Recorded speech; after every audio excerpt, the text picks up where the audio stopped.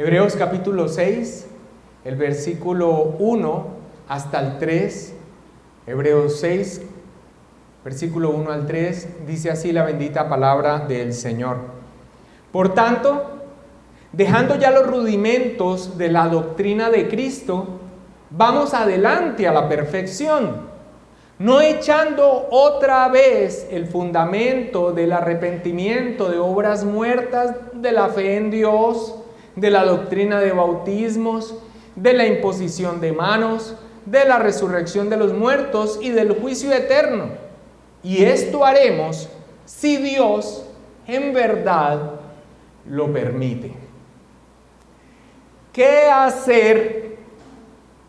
hacer con una iglesia en la que muchos de sus miembros se encuentran en un estado infantil en cuanto a su crecimiento cristiano?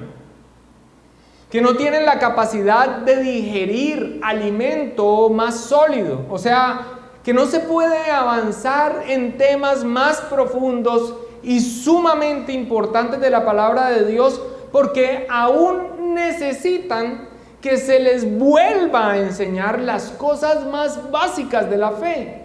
Y esto porque no han asimilado, no las han procesado debidamente, y por más de que se les haya enseñado con detenimiento, no las retienen.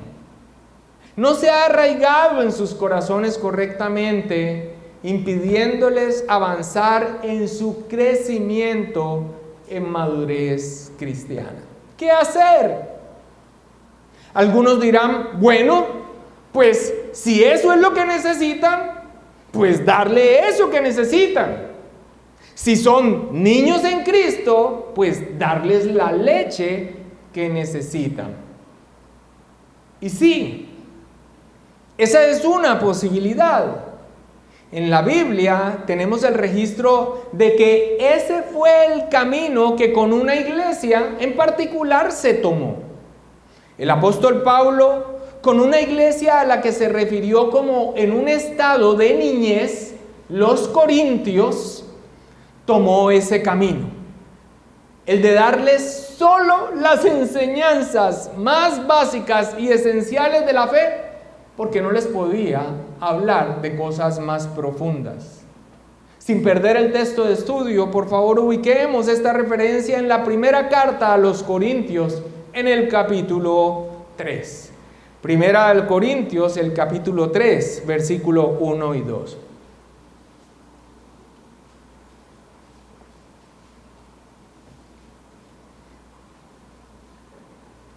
El apóstol Pablo, hablando a los corintios, les dice: de manera que yo, hermanos, no pude hablaros como a espirituales, sino como a carnales, como a niños en Cristo.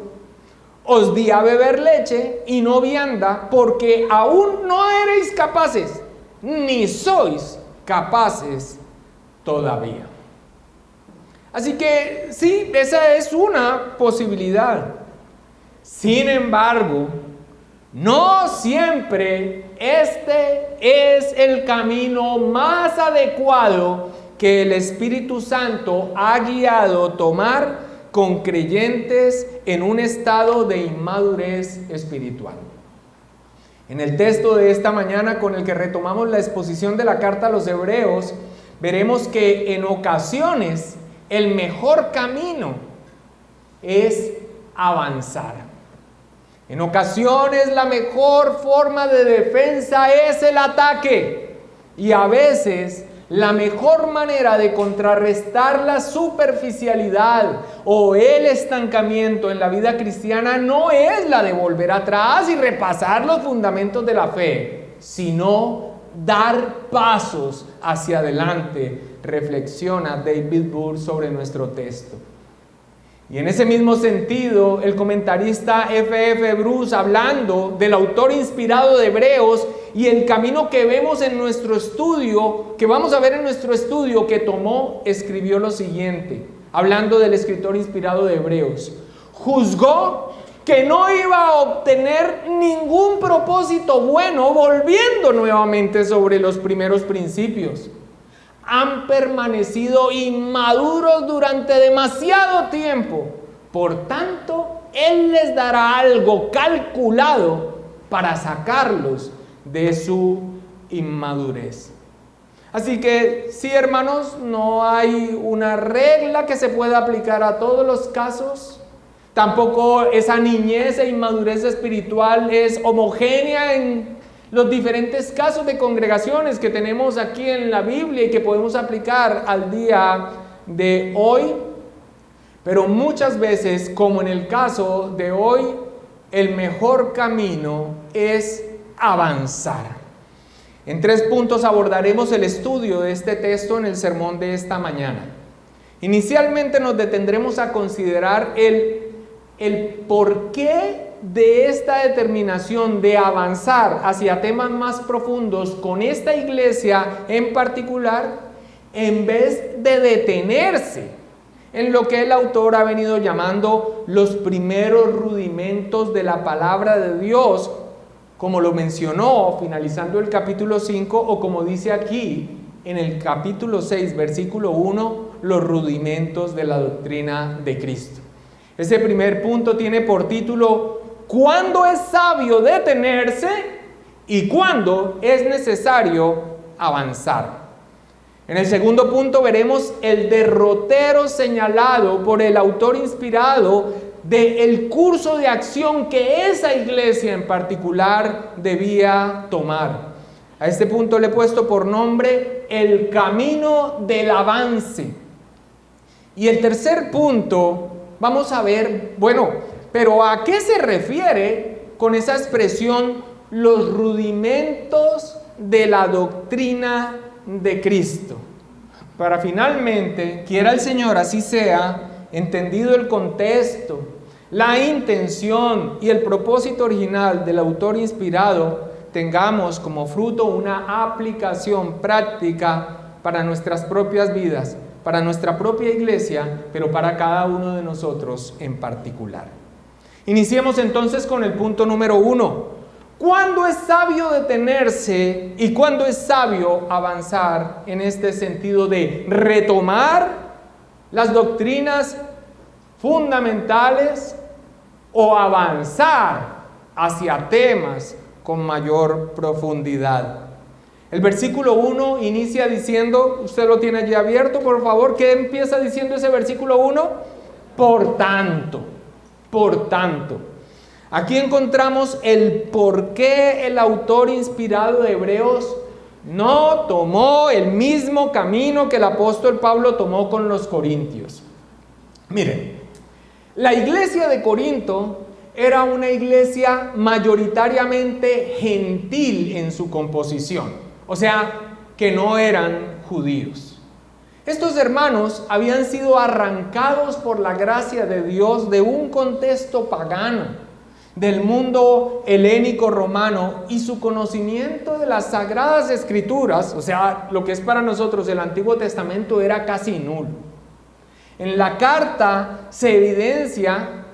a los Corintios, se evidencia los problemas propios de una iglesia infantil porque no ha madurado. Sí, en parte por negligencia, pero es que de una manera u otra y sin excusarlos, apenas venían iniciando su caminar cristiano. Ellos venían dando sus primeros pasos en la fe, por decirlo de alguna manera, venían de cero. Pero ese no es el caso del infantilismo de la iglesia a la que se dirige la carta a los hebreos. En el mensaje anterior vimos cómo ellos eran niños, sí, pero por negligencia, por pereza. De hecho, así titulamos ese sermón. Leamos ese texto ya expuesto en el sermón anterior para recordar la naturaleza de esa condición de inmadurez. Hebreos capítulo 5, versículo 11 al 13, o sea, el texto inmediatamente anterior. Dice: acerca de esto tenemos mucho que decir. Ahora, cuando dice acerca de esto, es que el autor acaba de empezar a introducir un tema que es central en la carta y que todavía no ha desarrollado, y es el sumo sacerdocio de nuestro Señor Jesucristo en un orden superior a cualquiera de los sacerdocios establecidos bajo el antiguo pacto en el Antiguo Testamento, tanto el arónico como el levítico. Acerca de esto, de ese nuevo tema que empieza a introducir, le dice a esa iglesia: tenemos mucho que decir y difícil de explicar, por cuanto os habéis hecho tardos para oír, porque debiendo ser ya maestros, ¿después de qué?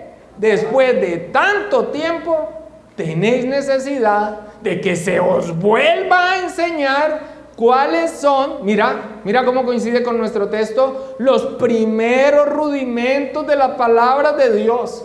Y habéis llegado a ser tales que tenéis necesidad de leche y no de alimento sólido. Y todo aquel que participa de la leche es inexperto en la palabra de justicia porque es niño. Estas personas debían ser ya maestros, en el sentido de ser creyentes con un entendimiento más maduro doctrinalmente y con la capacidad de sumarse al esfuerzo de la iglesia en la formación de los más nuevos, pero no era así.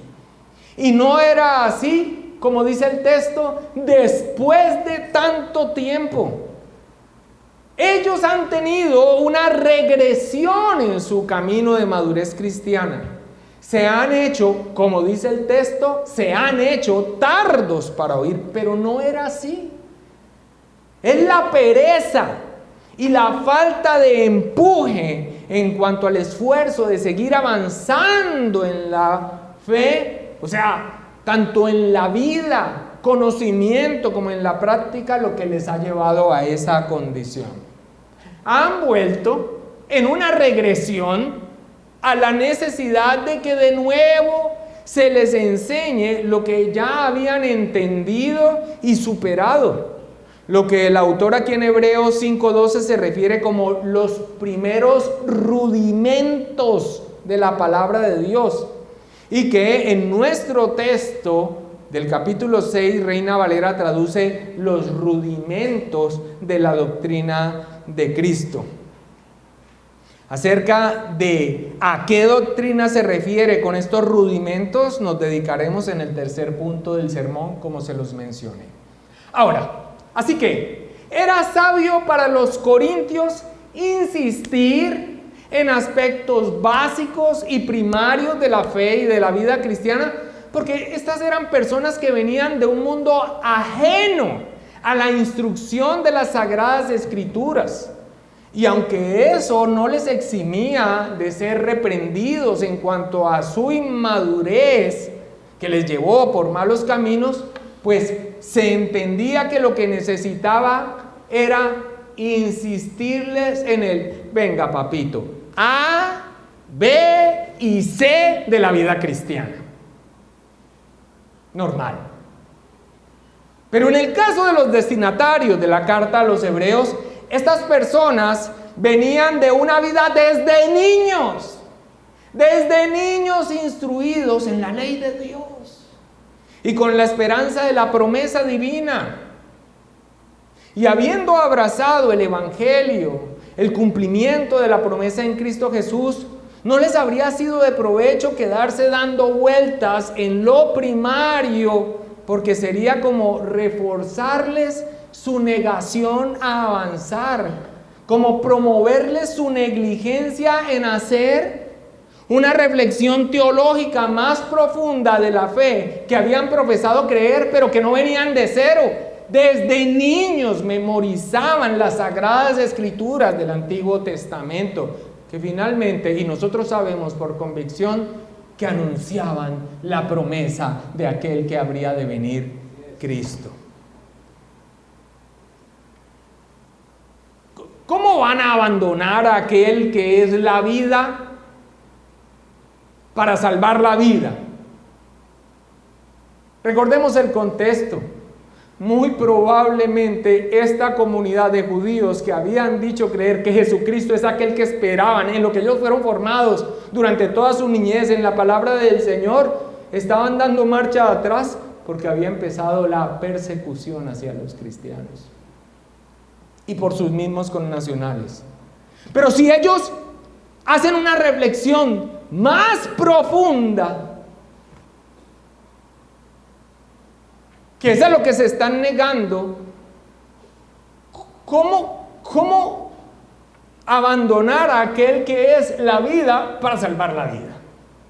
¿Cómo van a volver a las sombras si el que anunciaba esas sombras ya llegó? ¿Cómo van a eludir la persecución de los hombres haciéndose objetos de la ira y del juicio de Dios? No, estos hombres, en particular, esta iglesia con estas características, no necesitaban que se les apapachara su regresión infantil por apatía y cobardía. Ellos necesitaban ser expuestos a una mayor profundidad de la verdad divina para que la decisión que tomaran, ya fuera que retrocedieran para perdición o que se mantuviesen en la fe para preservación del alma, lo hicieran a conciencia.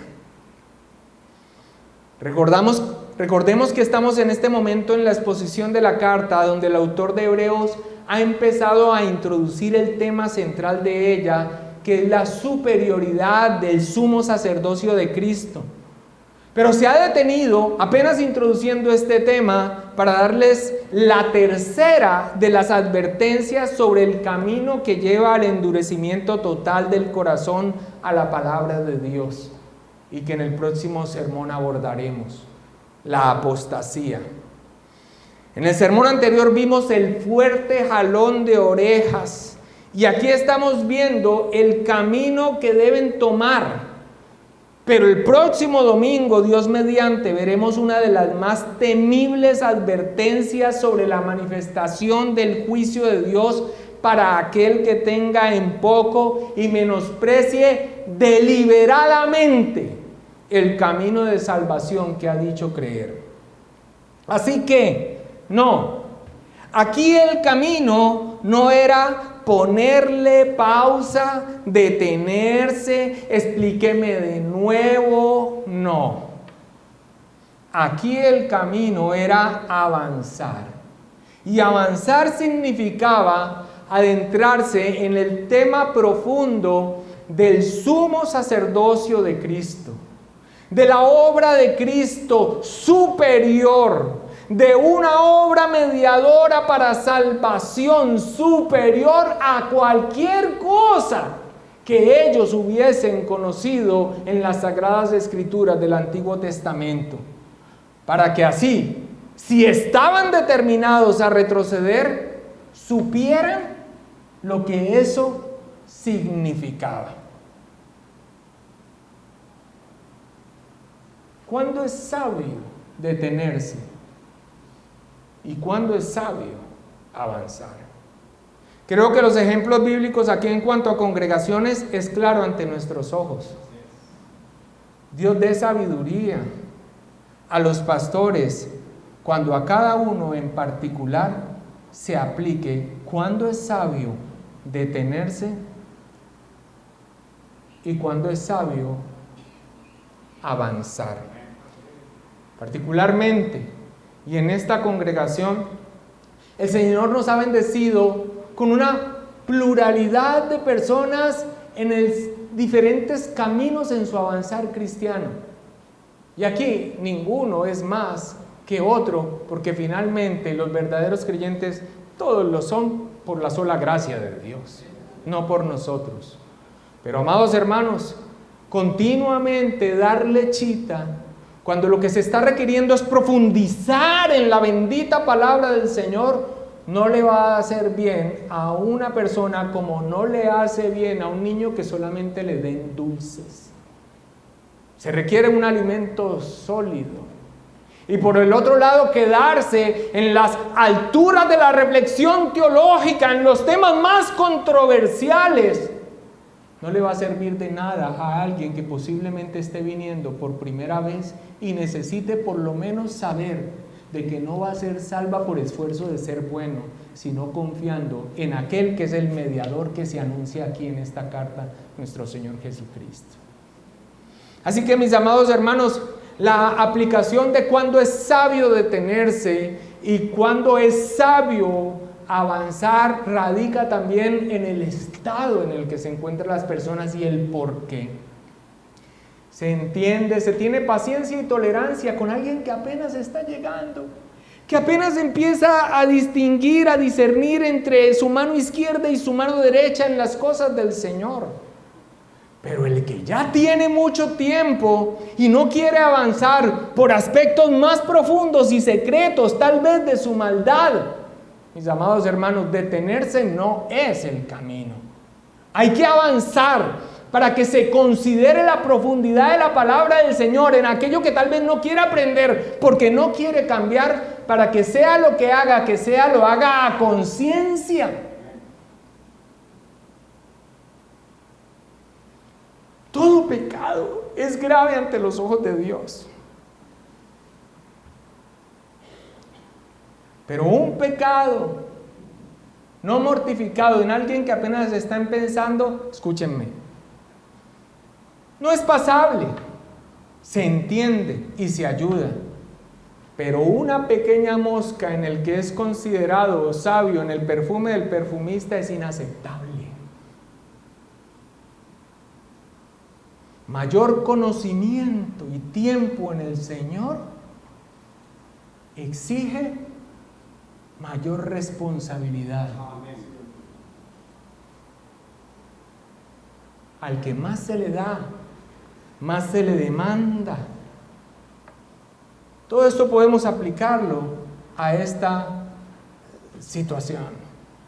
Así que, mis amados hermanos, ¿cuándo es sabio detenerse y cuándo es sabio avanzar?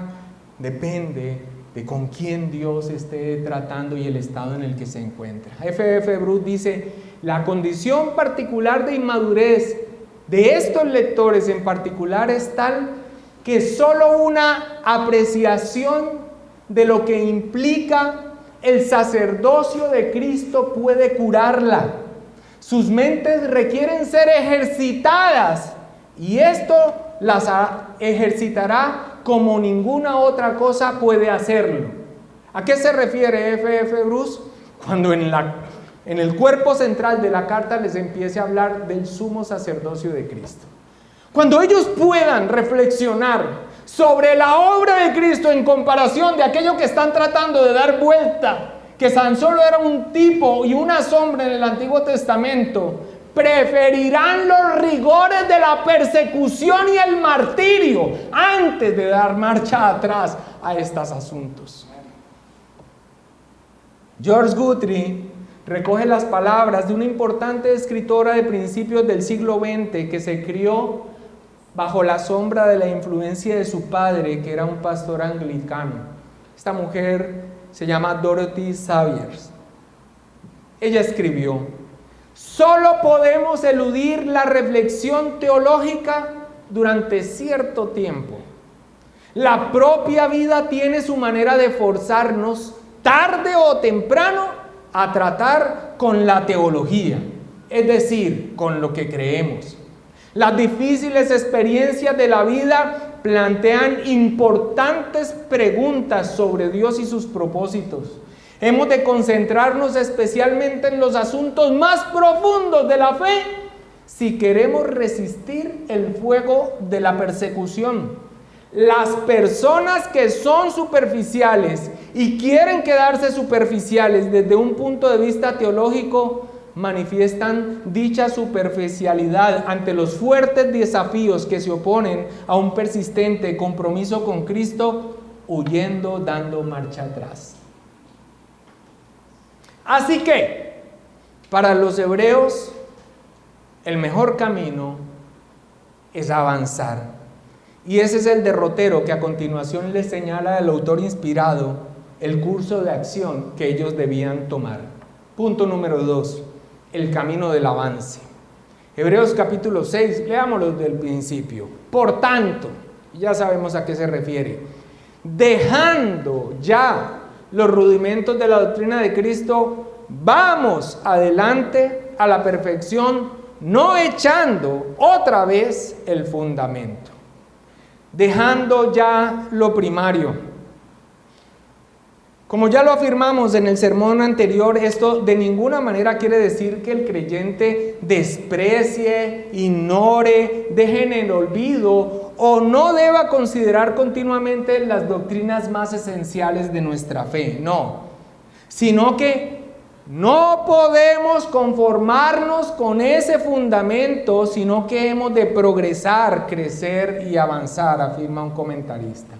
Albert Mohler al respecto escribió: sobre la base de conocer las cosas elementales, los cristianos deben madurar en lugar de conformarse con la infancia.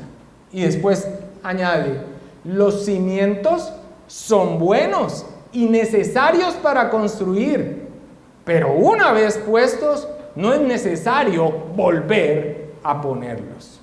Así que el siguiente paso entonces de dejarlo primario en el sentido que acabo de expresar es avanzar. El texto dice: vamos adelante a la perfección.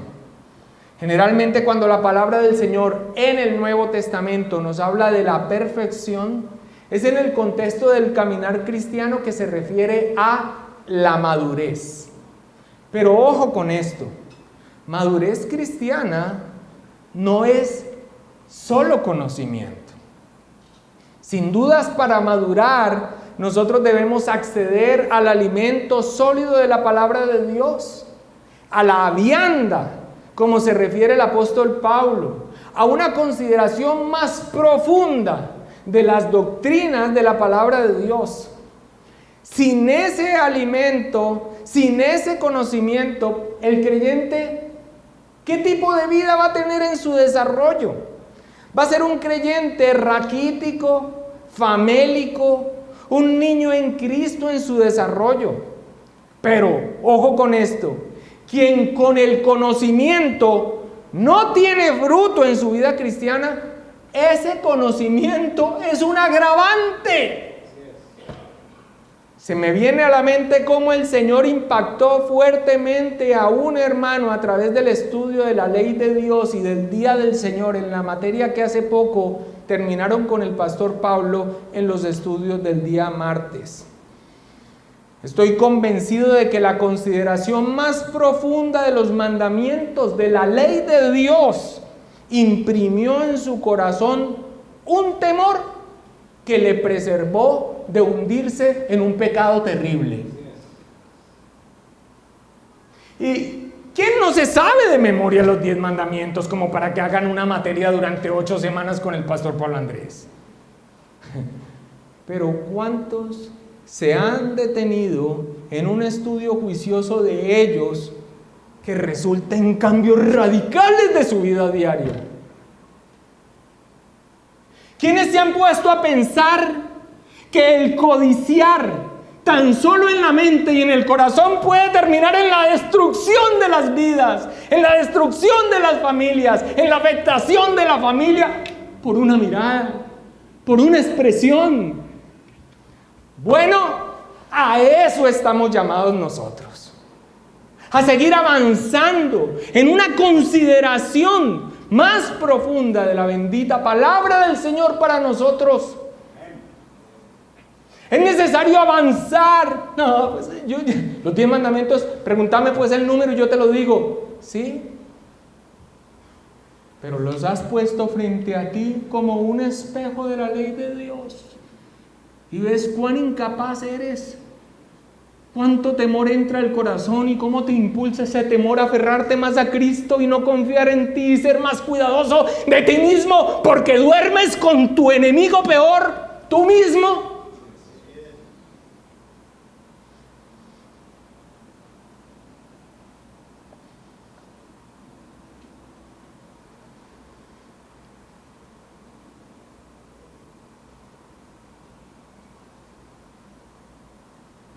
No echando otra vez el fundamento. Es el tercer paso en este camino del avance que señala el escritor inspirado. Sobre esto Warren Wiersbe dice: uno aprende el abecedario para poder leer las palabras, las oraciones y los libros, en fin, cualquier clase de literatura, pero no se pasa la vida repitiendo las enseñanzas básicas A, B, C, sino que las usa para avanzar. Ahora, esto nos conduce entonces pero ¿a qué se refiere con que no se debe volver nuevamente al fundamento en el sentido que ya lo he explicado? No de no ir y considerar y pensar y recordar y repasar las doctrinas fundamentales, sino en el sentido de quedarse allí con una negativa de avanzar en el crecimiento cristiano. ¿A qué se refiere con los rudimentos de la doctrina de Cristo? Leamos una vez más versículo 1 y extendámonos un poco más hasta el 2. Por tanto, dejando ya los rudimentos de la doctrina de Cristo, vamos adelante a la perfección, no echando otra vez el fundamento del arrepentimiento de obras muertas, de la fe en Dios, de la doctrina de bautismos, de la imposición de manos, de la resurrección de muertos y del juicio eterno. El autor de Hebreos aquí está citando 6 doctrinas o enseñanzas agrupadas en 3 dísticos. Los dísticos es una figura literaria poética que presenta en 2 versos un concepto completo. Y aquí está entonces presentando 2 pares de doctrinas para hablar de la enseñanza fundamental de la cual se refiere aquí. Dice: el arrepentimiento de obras muertas y fe en Dios, primer par. Segundo par, doctrina de bautismos e imposición de manos. Tercer par, la resurrección de los muertos y el juicio eterno. Ahora, al ser considerados precisamente fundamentos o doctrinas esenciales básicas que estos creyentes ya debían haber asimilado, procesado correctamente, arraigado en su corazón, pues no van a ser explicadas por el autor inspirado. Él no se va a detener en ellas porque da por hecho de que estas son esenciales y fundamentales y ellos ya la conocen.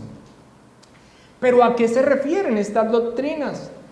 Muchos exégetas concluyen que estas doctrinas, al juntarlas en estos pares, nos dan el fundamento del evangelio cristiano.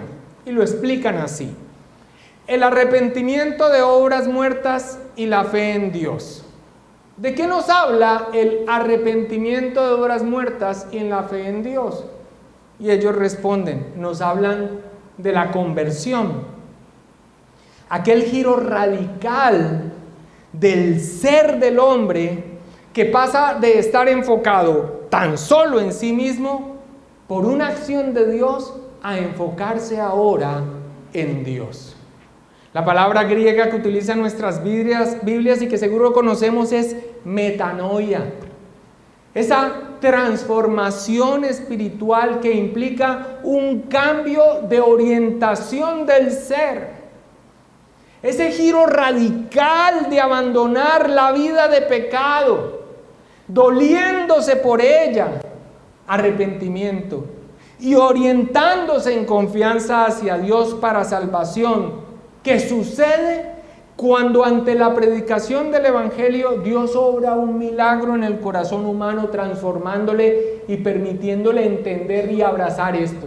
Algunos entonces dicen arrepentimiento de obras muertas y fe en Dios es el clásica moneda de 2 caras, arrepentimiento y fe, lo que significa conversión. Y por supuesto que considerado así, hace parte de lo fundamental del Evangelio, la conversión de una persona.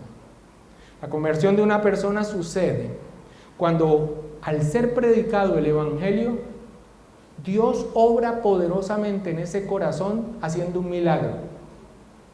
Allí mismo, sin la acción de Dios, la persona dice, este man, ¿a qué horas terminará de hablar?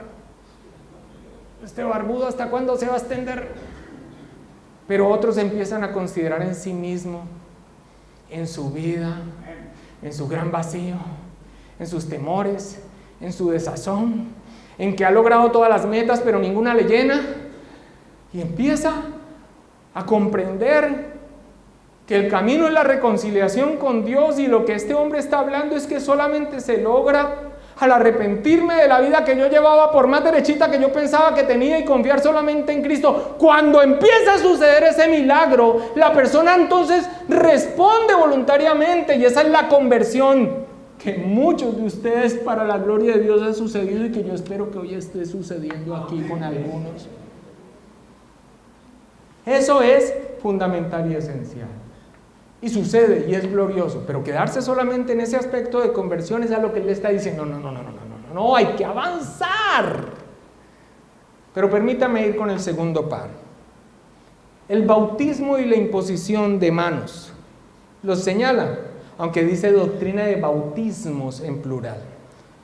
Algunos entonces que hablan de que aquí se está hablando del fundamento del evangelio cristiano, señalan que la doctrina de bautismo y la imposición de manos señalan un nuevo nacimiento, una nueva vida y la capacitación para servir a Dios.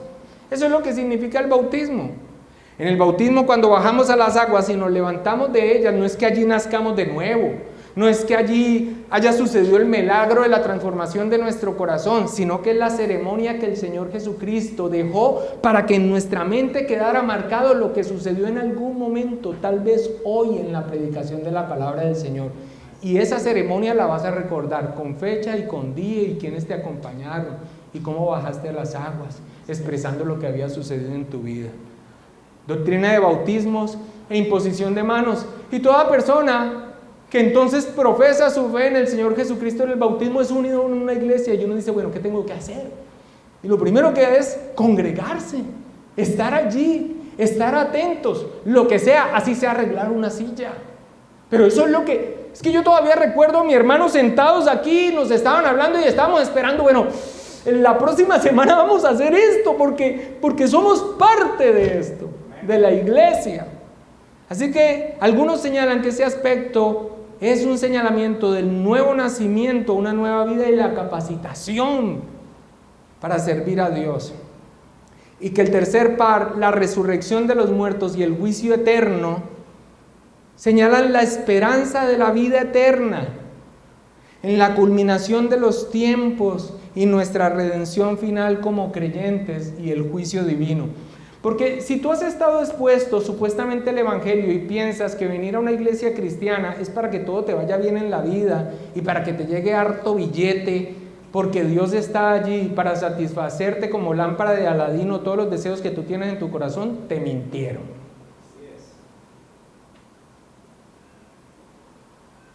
Caíste en las manos de un mercader de la fe. El evangelio es reconciliación con Dios en Cristo Jesús, perdón de tus pecados, pero posiblemente una vida de persecución, sufrimiento y los avatares y las dificultades de este mundo caído, pero tu vista puesta hacia la promesa, vida eterna, vida eterna, aún ante una enfermedad terminal, aún ante una bancarrota, aún ante las dificultades de esta vida, propias de este mundo caído, mi mirada puesta en el galardón, en la vida eterna, en la promesa. No más muerte, no más lágrimas, no más deterioro de mi cuerpo, no más presencia de ese pecado que me agobia, no más enemigo poniendo zancadilla a nuestros pies, y el postrer enemigo, la muerte, derrotado en el regreso de Cristo. Así que algunos expresan entonces que aquí se están mostrando los fundamentos, las doctrinas esenciales del evangelio cristiano, que son preciosísimas, preciosísimas. Pero ¿qué es la base? Es el fundamento. Quien se queda allí, mis amados hermanos, algo grave está pasando. y consecuencias vienen a la vida. Muchos consideran que en la agrupación de estas doctrinas, que casi nos muestra un inicio de vida cristiana, una vida de servicio y una culminación, un final de nuestro trasegar, tenemos lo que he descrito, el fundamento del evangelio cristiano. Y que quien tiene esto presente, lo ha entendido y lo ha abrazado, lo ha captado bien para salvación en Cristo Jesús, debe esmerarse sobre ese fundamento en crecer. Sin ese fundamento arraigado en el corazón de un hombre, si esto no está como convicción en tu corazón, pues no hay cristianismo. Pero esos son los cimientos sobre los que hay que avanzar en el crecimiento como creyentes. Ahora, esos son los cimientos preciosos, lindos, esenciales, pues fundamentales porque son fundamentos, cimientos. Sin ningún avance de la edificación después de mucho tiempo, lucen tal cual, imagíneselo, como una obra abandonada en la que los propios cimientos empiezan a degradarse. ¿Usted no ha visto esas obras donde aparecen las varillas ya ahí todas oxidadas y uno dice, ve, ¿y esto aquí qué pasó? Cimientos que no cumplen su función de soportar sólidamente un edificio. Raíces que no sostienen un árbol frondoso, maduro y con frutos es una tragedia. Por eso no se podía parar a detenerse con las cosas que esta gente ya debería tener arraigada en su corazón y empezar a crecer, como el tema del sumo sacerdocio de Cristo, para que en la persecución dijeran, me tengo por digno de padecer por Cristo. Que si les ponían el cepo en los pies, cantaran himnos al Señor. Que transformaran al mundo que le rodeaban hasta que unos siglos después hasta el emperador se convirtió. Pero con este cristianismo de mentiritas de hoy en día, ¿sabe cuándo vamos a impactar esta sociedad? Hay momentos en que se requiere detenerse, apenas están empezando. Hay momentos en los que hay que avanzar. Me he arrepentido de la antigua vida y tengo confianza en Cristo para salvación. He bajado a las aguas y estoy dispuesto y anhelante de servirle. Creo en la resurrección final y tengo esperanza de vida eterna, pero tengo en la mano un libro de Daniel Javif como mi lectura regular. Voy a la iglesia, pero veo una publicación judío-mesiánica y no logro distinguirla y me parece de lo más atrayente. Aún me pregunto si lo que me está pasando es por causa de una maldición generacional. Se me cerró una puerta en la casa de repente y creo que toca ir a ungirla con aceite. Me he encargado de botar todos los muñecos de Hello Kitty, de Mickey Mouse, cambié la placa del carro que terminaba en 666, pero me disfruto los stand-up comedy de Dante Hebel. Me parecen superpoderosísimas las enseñanzas de Guillermo Maldonado y creo que hay apóstoles modernos que incluso pueden ser senadores.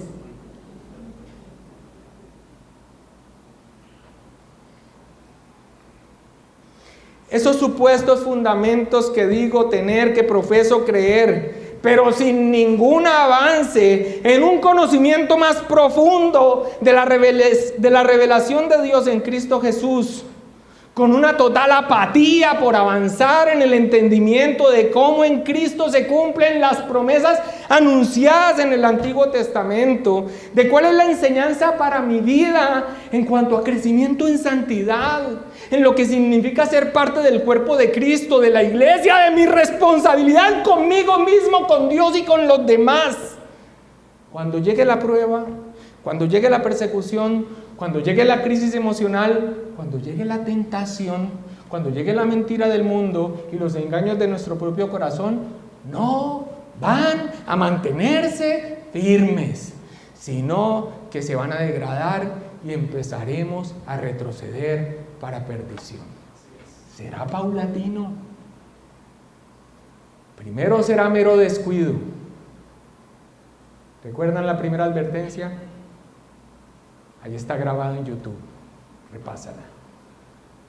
Después vendrá la duda, atisbos de incredulidad por un corazón que se empieza a endurecer, en tener en poco las advertencias de la palabra de Dios y a pasar a reinterpretar lo que la palabra del Señor enseña para excusarme en el pecado que ya estoy planeando hacer.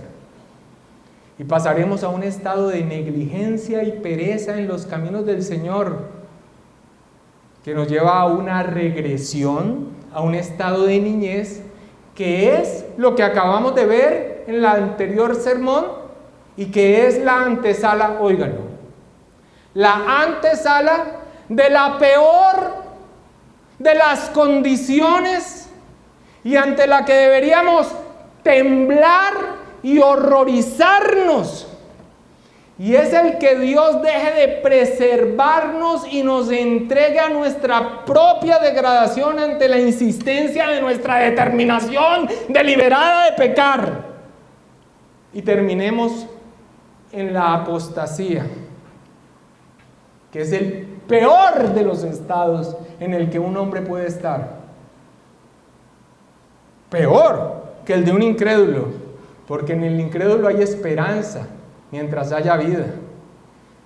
El apóstata, deliberadamente con sus acciones, repudió ya el camino que conoce. A esto dedicaremos nuestro próximo sermón.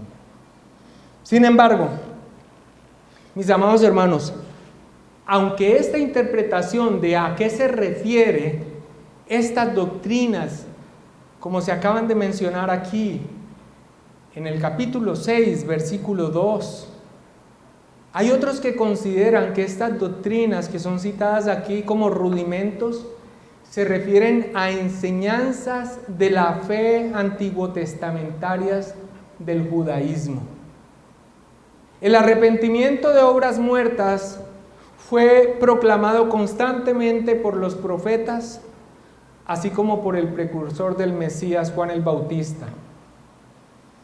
Arrepentimiento de obras muertas, una religión de actos externos, pero sin una fe genuina.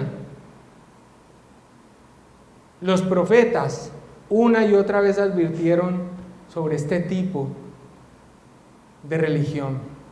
La fe en Dios en el Antiguo Testamento es la confianza en la palabra y en los estatutos y sobre todo en la promesa.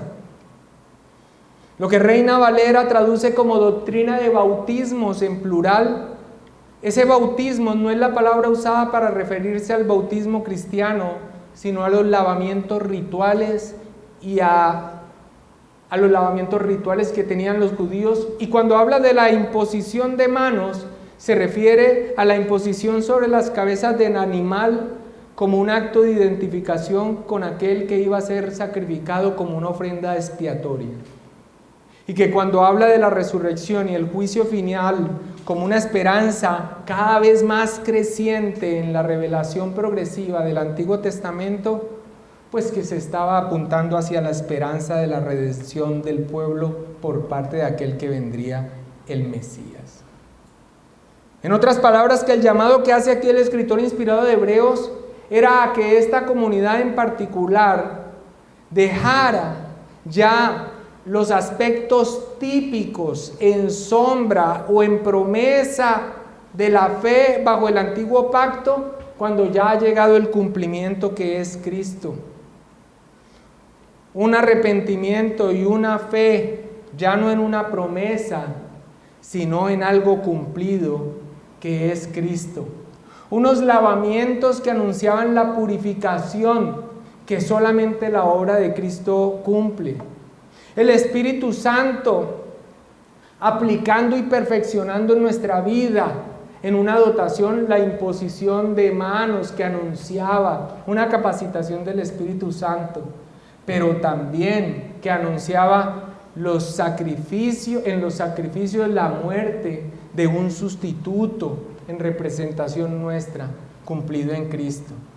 Y la esperanza de la resurrección eterna en Cristo, cumplida ya, siendo Él las primicias de la resurrección y venciendo la muerte, asegurando nuestra propia resurrección y el juicio con el anuncio del regreso del Señor Jesucristo en su segunda venida. Así que algunos interpretan esto de una manera que no es contraria a la primera que describimos. Y es que a esa comunidad en particular se le está instando a dejar las sombras, lo típico, la promesa, el fundamento anunciado y ya echado en Cristo, a abrazar la realidad y creer en ella, que es nuestro Señor. Amén. Y para aquellos que piensan que esa interpretación se hace difícil porque el texto dice los rudimentos de la doctrina de Cristo, en una traducción literal, la palabra del principio de Cristo o la palabra inicial de Cristo, y dicen, ¿cómo se puede decir esto con referencia al Antiguo Testamento? Pues pierden de vista que toda la Escritura nos habla de Cristo, que la palabra de Dios es cristocéntrica y que debemos entenderla a la luz de su cumplimiento, que es Cristo. Sí, en el Antiguo Testamento encontramos las palabras iniciales de Cristo, la palabra del principio de Cristo, porque allí en el Antiguo Testamento Cristo nos habla por el Espíritu Santo siendo anunciado en promesa. Ahora, para ellos entonces es un llamado a dejar las sombras de esos aspectos religiosos que apuntaban a Cristo y que en Cristo se cumplen. Y en todo ello nosotros vemos un anuncio sin dudas del Evangelio. Pero para nosotros hoy en día, gentiles, que no venimos de un origen de manejo de las Escrituras bajo el judaísmo, para nosotros es mucho más enriquecedor y no contradice el texto que nos quedemos con la primera parte. Sí, nosotros somos enriquecidos con un fundamento en nuestra vida sobre estos aspectos que explicamos inicialmente, pero quedarse allí después de tanto tiempo no es una opción. El llamado es avanzar.